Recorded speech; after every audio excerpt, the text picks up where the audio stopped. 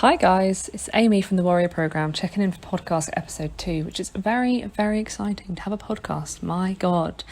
So today I'm going to be talking to you about injury mindset, and injury could mean anything from a regular ache and pain that you have, or regular stiffness, or a full-blown thing which knocks you off your feet, whether that's a knee injury and you're running and it's stopping you from training, whether that's back pain which is stopping you from working or gardening, or just generally actually feeling comfortable during the day, whether that's a stiff neck. Basically, we're talking about anything in your body that feels uncomfortable or doesn't feel the way that you feel like it should or that it used to. And the stats for those of us who have these experiences are so high.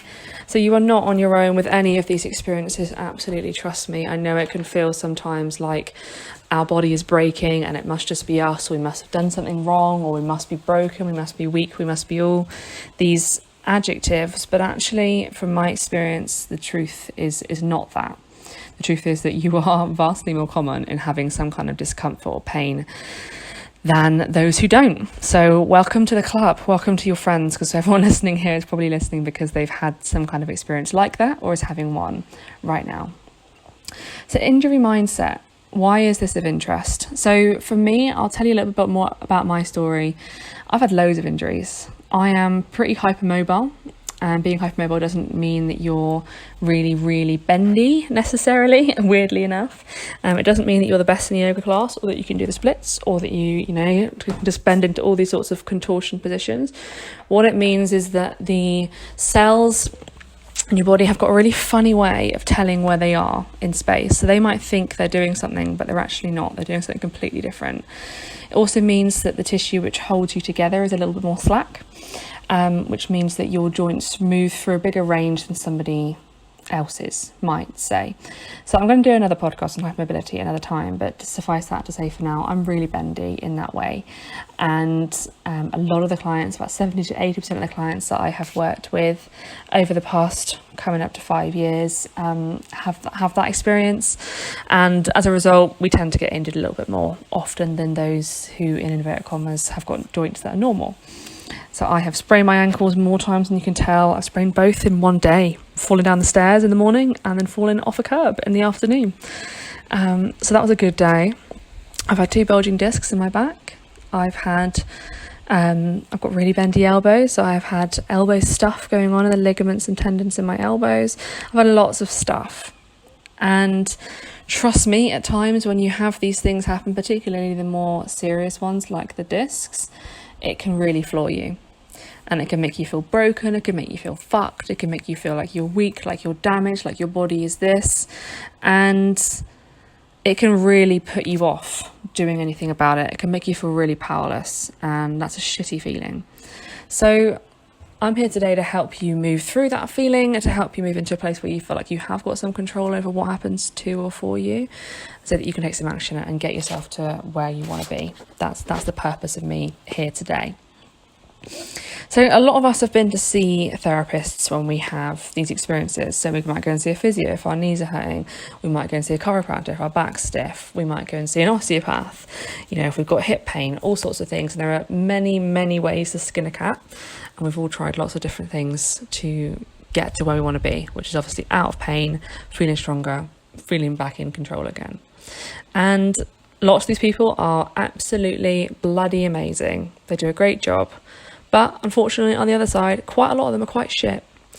And the reason I would label them like that is because of the way they talk to clients and the overarching goal of having of the relationship that they curate with you.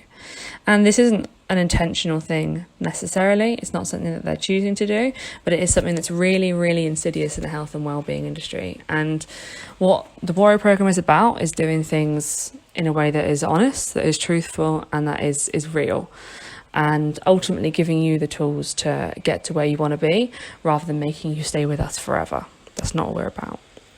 So we've had lots of clients that we've worked with over time who have formed beliefs that they're wonky, they're damaged, they're broken, their back's fucked, their hips wonky, all sorts of language which I would consider to be really, really negative, and not language which is going to make you feel like, yes, I can do this, I can fix this. This language instead makes you feel like you just are in this situation, and that's where you stay for good. Nothing changes, nothing gets better. You might make it a little bit better, but you certainly won't fix it, you certainly won't cure it. And actually, you know what? The rest of your life is limited because of this. You're never going to be strong, you're never going to be able to do certain things. You just have to work on coping with it, taking painkillers, buying straps, all of that. It's not true. And a lot of the time, what that does is bind you to that professional, because you become dependent on them for that hands-on relief.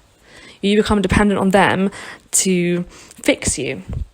And that is not the way the human body is designed to run. Our bodies are amazing. Our bodies are so adaptable. It is unreal. And they're great at adapting to pain, which can be a bit of a bastard because it means you move in a funny way if you're in pain, which then can create more pain. But they can heal themselves. Given the right tools, given the right little tips and tricks, they can heal themselves. And you can and will, if you do the work, end up in a situation where you are not dependent on anybody, including my business, to get you out of pain and to get you out of feeling uncomfortable and out of control. There are very few people that need to go and see wellbeing professionals to manage their pain every single week. Yes, if you've got something really big, or you're in the middle of first coming into a period of injury or pain, or you've got a more of an endemic thing that's been going on for a long time, then perhaps you might need more regular care from somebody.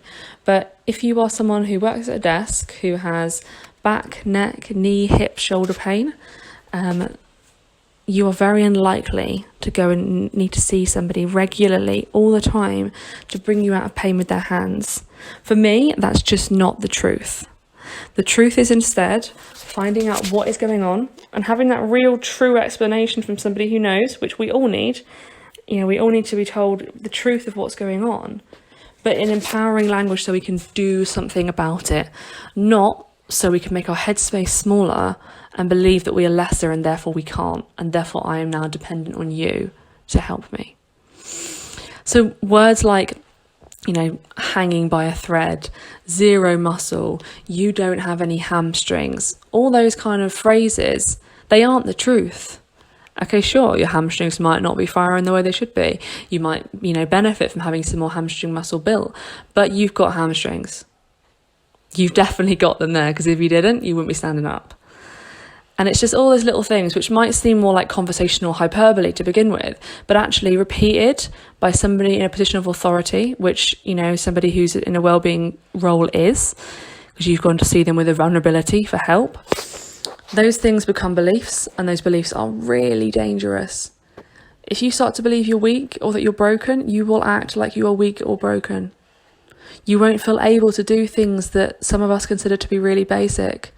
The standards for what you expect from your body will drop, and they will keep dropping, because then the age narrative will jump in and you'll believe, I'm over 30 now, so things are just going to go downhill. My body is going to break over time, so that's just how it is for me.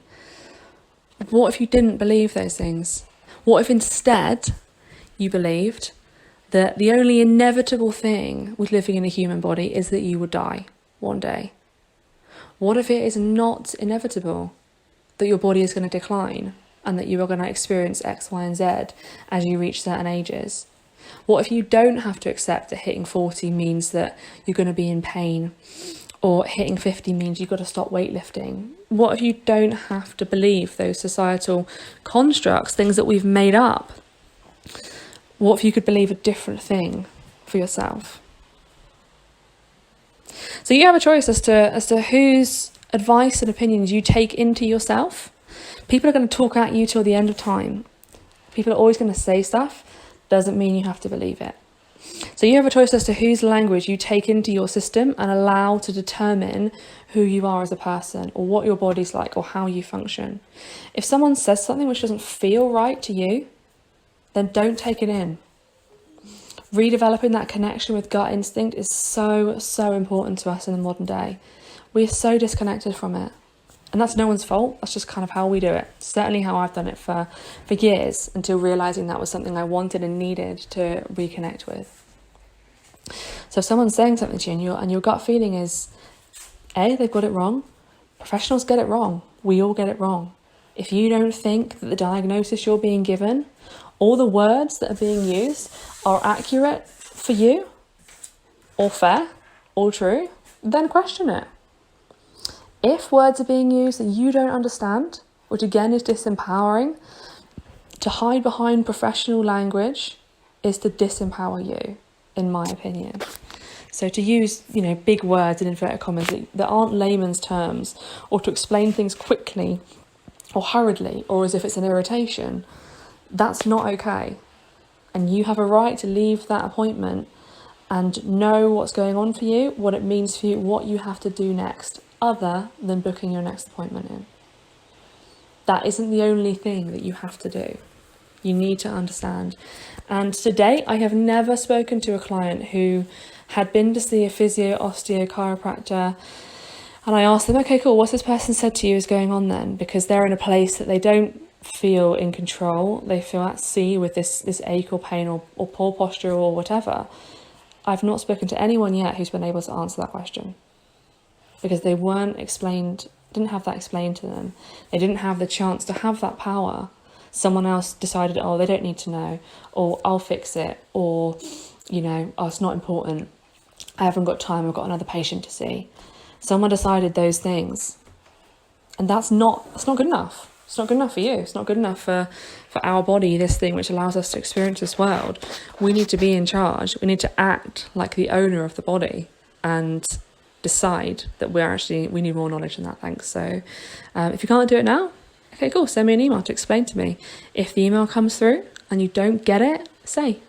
Doesn't make you stupid, doesn't make you thick, just means you're not in your realm of expertise right now. Similarly, if someone came to you in your job and asked you to explain something in more layman's or more simple terms, then you'd be absolutely fine to. It's a privilege, to be honest, to enable somebody else to understand something which you understand naturally, and you can spread your knowledge through the world. It's an honour. So you're in charge. You have the choice, whether that's about the words that people use to describe you, whether that's who you see, and whether that's how you speak to yourself. Because you're the person whose words you hear the most. We're always talking to ourselves pretty much in our own heads. And we're always ascribing labels or standard behaviours or ways of being to ourselves. And you have the choice as to what they are. It's not easy. It's really not easy. If you've been told, or you've been telling yourself for a long time that your back's just buggered and that's the end of it, then it's going to be challenging to pick up on those phrases that you tell yourself, or the ways you let it hold you back or stop you from taking action and turning them into something more positive. So the start is simply noticing, simply seeing what words you say to yourself. And this works for anything, by the way. How often do you tell yourself these things? How negative is it? How does that impact your self-esteem, your self-worth, your confidence in taking action? If you're in a place of believing, my back's fucked, I haven't got any money, I can't afford it, I haven't got any time, then where does that leave you? It kind of leaves you fucked. Because that's where you came from, that's your belief that started this little chain of thoughts. It leaves you powerless to take action. But what if instead you could flip those beliefs around to be, okay, my back's painful right now. I'm in a place where I'm not that comfortable. I'm in a place where I feel pretty vulnerable, I feel pretty out of control, and this is not comfortable for me. Yeah, I don't have millions at my disposal, but when I find the right solution that I feel is going to help me get to where I want to be, then I'm going to do whatever it takes to get there, including making the time and making the money, or finding the money, because I'm worth it. Because me having a back that is comfortable is worth it. Because if I don't, my back's going to keep feeling like shit. It's not going to get better by itself. It's not just going to go away. A HIIT class is not going to make it better. Neither is body pump. And if it doesn't get better, then how is that going to affect what I'm able to do? How is that going to affect my goals, my dreams, what I want to experience out of my life? I only get one. I'm not coming back. So what do I need to do? What tools do I need to find? Who do I need to talk to? What videos do I need to watch? What movements do I need to absolutely ensure that I get into my daily life? Because this is not just going to stop. We've got to make that decision that it matters, that we matter, and that there is better out there for us. We can experience better. And then once we've done that, that's when we are freed up mentally to take that action, to be like, you know what? I don't believe that thing that I was told. Or perhaps that person did have the very best intentions, but they used the wrong words for me. And using those wrong words for me really disempowered me. I'm done with that now. Instead, I'm going to think of myself as a work in progress. I'm going to get stronger. I'm going to take back control. I'm going to gain understanding of what's going on for me. And the things that I really want, whether that is just to get out of pain or to get your first pull up, to lift your body weight off the floor, to age with as much grace as possible, to get a stronger core, to get better posture, all those things are out there for me. All of them. I just have to get past these mental blocks that are in my way, which, by the way, everybody has. And, this really divides the wheat from the chaff. So who is prepared to do the mental work to get past the blocks which stop them from getting to the things they want? And for me, that's why we're here.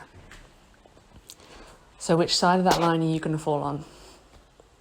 What resources are you going to call on? Who are you going to talk to? What videos do you need to watch? What movements do you need to do? How are you going to make it happen? And if this resonates with you, I would really encourage you to take action on it now. Like right this minute. As soon as I stop talking, or even pause me, whatever, take action on it now. Reach out to somebody. Do a Google search. Block out in your diary the time that you are going to spend on this stuff. Because then you'll do it. Whereas if you kind of keep it in the back of your mind with the most wonderful intentions, things will jump in the way, life will get in the way, you'll forget, and it won't happen. And then you might find yourself listening to this podcast again in a year's time and think, shit, I've wasted a year. Now I've got a bulging disc. Or now I'm really uncomfortable and wish you'd done it sooner. So that's my thoughts on injury mindset. Taking back control, feeling empowered, knowing that there is always something that you can do. I'd really invite any questions, any comments. My email is Amy with a Y at the Warrior Program spelled the English way, .co.uk. Thank you for listening.